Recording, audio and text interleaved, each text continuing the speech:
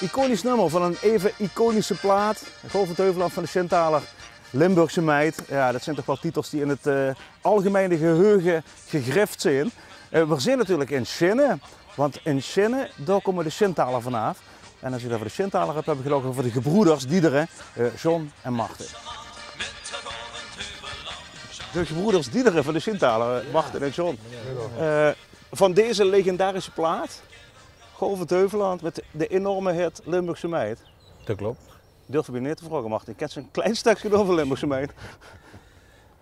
Hore blond, boezemrondje, dit is een Limburgse meid. Longen flink, lekker ding, ach wat krieg ik het heid. Augen blauw, goed figuur, ja ik graag overstuur. Zak koket en charmant met de Golvend Heuvelland. Ik zie nog altijd wel plezier als het zingt. Absoluut, dat gaat mij niet vervelen. Ja? Nee, echt niet. Zo'n doel was er op een gegeven moment klaar mee, denk ik, hè? Met de Limburgse meid of met de muziek? Nou, met de muziek in het algemeen. In 2010 heb ik andere keuzes gemaakt en ik was eigenlijk helemaal klaar met de muziek. Niet met de Sintaler, maar met muziek in het algemeen. Schade, ik ken niet meer slopen als ik dich heb gezien. Want ik blief aan die winkel, daar kan ik niet omheen. Punt 1, het is een verschrikkelijk stijgende melodie, het nummer.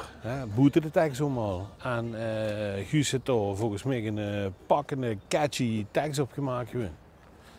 Wat iedereen nou 2 keer luisteren, kan ze het refrein zingen. En dat is altijd heel belangrijk aan een nummer of aan een tekst.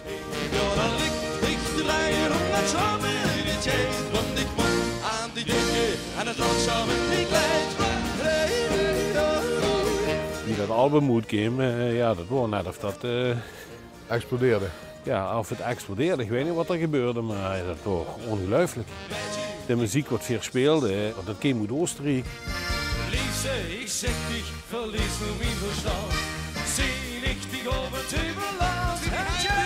Volgens mij grote voorbeelden destijds, en dat heb je ook goed gecoverd. Kloostertaler, Schurzenjäger. Ja, dat wordt het. Weer denk ik dat weer wel een van de eerste waren die wat dat deden met een Limburgse tekst op en een beetje gemoderniseerd en gaat ruiger aangepakt. Met name in de eerste jaar, 2 jaar, werd ze op een gegeven moment geleefd. Er werd maar geboekt. En dan ben je best 120 keer per jaar aan het spelen. Hare blond, boezemrond, het is een Limburgse meid. Longen flink, lekker ding, ach wat krieg ik het heid. Hey, die Limburgse meid, hè? Kent dat nog anno 2024? Dat is eigenlijk niet zo'n hele vrouwvriendelijke tekst, hoor. Ja, volgens mij kent dat gewoon Henk. Wat? Ja. Ik vind op het moment dat we met al dat soort dingen gewoon zwaar overdrijven en dat vervult weet gewoon. Kijk, dat nummer is gemaakt en echt met een kwinkslag en volgens mij is er ook anno 2024 niks mis mee. Ja, ik draaien aan de want ik moet aan die winkel en dan zou ik weg. Wil Broens in die tijd hij ook altijd een opmerking van mannen bedankt voor het brengen.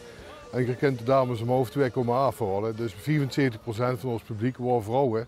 Dus de meeste vrouwen zongen dat nummer ook het volle borst met. Schade, ik ken niet verstoren als ik dich heb gezien. Want ik blief aan die winkel, dat kan ik niet omheen. Ik denk dat de dames wel begrepen dat dit met een knipoog bedoeld is. Nooit klachten gehad. Nooit.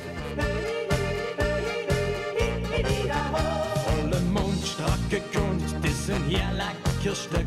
En ze hield veel van mij, ja dat is mijn geluk. Voor mij ga je dat op het podium staan niet per se gehoven. Ja, hij is een andere bassist mogen pakken, maar dat liedje schrijven, dat vond ik leuk.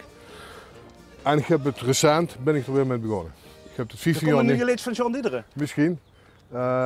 Maar ik heb het 15 jaar niet gedaan en ben zei ik zo gaat van, oh ja, we hebben weer inspiratie. Ja, en wij moeten het dan gaan zingen of spelen? Lees de Sintaler. Zie ik die Golvend Heuvelland. Staat toch wel eens niet op de playlist als je optreedt? Dat ken ik niet. Nee? Nee, dat ken ik niet. Want? Ja, dat hoort er gewoon bij. Je kent bureau zo niet zeggen, loop bestel maar weg. Ja, dan zeg je ja. De Limburgse meid van de Sintaler, benieuwd wordt er dit jaar stuit in de Limburgse 100. Dat weten we pas met Hemelvaart.